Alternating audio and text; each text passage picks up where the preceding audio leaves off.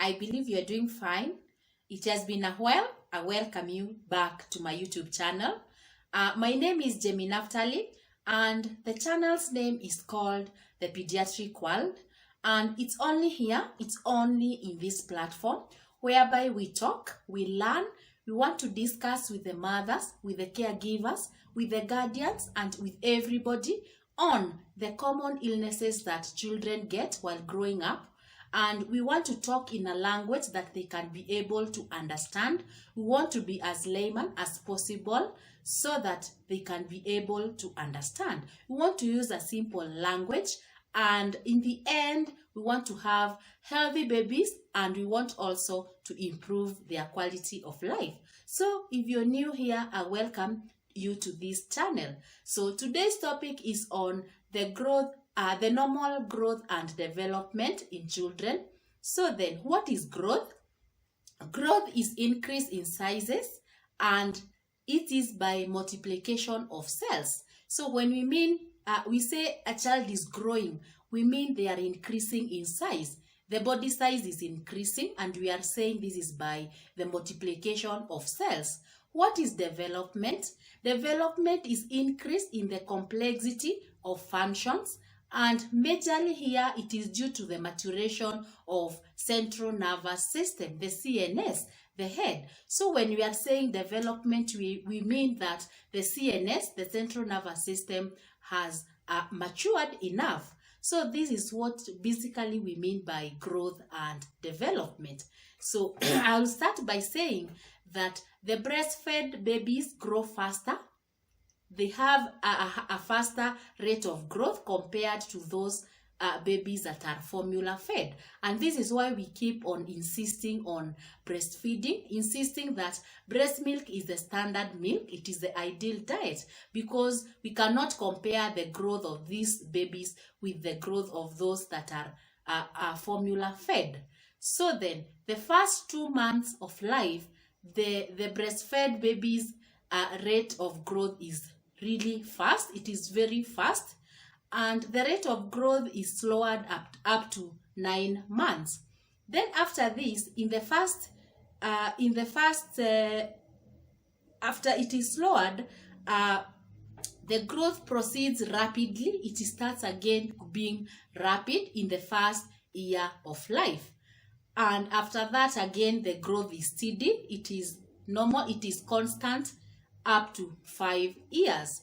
So then, we have phases of growth. We have phases of growth, and we have 4 phases of growth. Number 1 phase, we call it fetal phase. Fetal phase is from the conception to birth. Conception, I mean from when the baby is formed in the womb up to when the baby is born. It is the first phase of growth, and we are calling it fetal growth. This fetal growth caters for 30% of the final height of that baby. So from conception, from when the baby has been formed in the womb up to birth. And this is the fastest period of growth. And we are going to see that there are things that alter this growth during this time of fetal phase. And we are saying that inadequacy leads to permanent short stature. So the baby is going to be born with so much issues. If they are going to have severe intrauterine growth retardation if this phase of growth is compromised, the fetal phase. So we are saying they are going to have permanent short stature, and also they are going to have severe intrauterine growth retardation. Like the growth is not going, the babies are not going to grow the way they are supposed to grow. So we are saying the first phase is the fetal phase. Good nutrition during pregnancy is key here, and that is an example. So if the mother does not get the good diet, the good nutrition when carrying this baby, eventually it is going to affect this baby, this phase of growth, and we are saying they are going to have severe intrauterine growth retardation. So that is the first phase. Another phase of growth is the second one is the infantile phase, and this accounts for 15% of the final height. And this is between, when we say infantile phase, it is the growth between birth, when the child is born, up to when the child is 1 year old. So this is the infantile growth. And here we say when the babies don't grow well here in this phase, we call it failure to thrive. So inadequate weight gain. If they don't gain weight here, inadequate weight gain in this stage, from we are saying from birth to 1 year, we call it failure to thrive if they don't gain weight, and it is very important. Another phase of growth, we have childhood phase, and this accounts for 40% of the final height of the baby. And this is it is the range of age here is between 2 years to 12 years. Yeah, the childhood phase. This is when the babies there's the school going, the childhood phase. And the phase of growth is slow. It is slow during this time.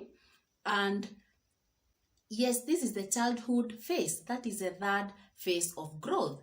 The fourth phase of growth, we call it pubertal phase. And this accounts for final height. And it is from 12 years now to adolescence. So this mostly we are dealing with the adolescents. And the factors contributing to this phase are sex hormones. And we have two types. We have testosterone, and this testosterone accounts for the male characteristics. So they are seen in boys. So this is when the boys start having changes. They start having growth of the beard. They start having broad shoulders. So sex hormones, testosterone in male, and also we have estrogen in female. So female characteristics, we get them from this estrogen. And now the girls start having breast enlargements. Yeah. So for example, so this is the pubertal phase, and it is very important. We are saying it is the accounts for the final height, and it is from 12 years. And here we are saying these mostly are adolescents. So then, what are factors that influence growth? There are factors that influence growth. So number one, we have genetic factors. When we say genetic factors, we mean that we have inheritance from the parents. So these genetic factors will automatically influence the growth of children. Number two, we have adequate nutrition. So we said during pregnancy, the first phase, remember, it was from conception, from when the baby is formed in the womb up to when the baby is born. So in pregnancy, the nutrition, we said, is key. The mom should eat well so that it does not eventually affect the growth of these babies. We have sex hormones, like we have said in the pubertal phase. It is the dominant factor that influence growth, the sex hormones. So we have the sex hormones, the estrogen again in female and testosterone in males. We have other factors that influence growth. We have external factors. External factors, examples, we have illnesses. Those are the diseases. When the child gets sick, automatically the growth is going to be affected. If they have starvation, they don't have good diet while growing up, and they end up having malnutrition. Malnutrition, you find the babies that are underweight, they don't have the right weight, like the way they're supposed to be. So we have things like malnutrition. Still in external factors, we have things like cigarette smoking and alcohol intake. It will highly affect growth. So when moms are pregnant, they are advised not to use those things. Avoid alcohol intake, cigarette smoking, because eventually the baby is going to have mental retardation, like we said. We have other factors influencing growth, like the social economic class. So the social economic class, we find that there are those, the example here is like poverty, those who cannot be able to afford like good diet, good nutrition. Of course, they are going to be more affected than those that can be able to afford. So the social economic class.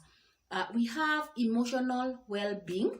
So this mostly is stress, and stress during pregnancy. Again, remember we have been mentioning it somewhere. So stress is another thing that will automatically affect the growth of these babies. So emotional well-being, mothers should relax, they should have good diet while pregnant. So in pregnancy, all these things are avoided.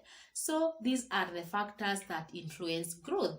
Yes, now you know what growth is. At least you have an idea, you know what development is, and you know what affects the growth of these babies. You know the 4 phases of growth. So thank you so much for staying with me. In our next episode, we are going to see the parameters of growth, what we use to measure growth. So don't miss out. Again, if you haven't subscribed, please hit on that subscription button. Subscribe, keep subscribing. Like, share, leave a comment down below, and also hit on the notification bell so that you are able to know whenever I post a new video. Thank you so much for staying with me. Till next time.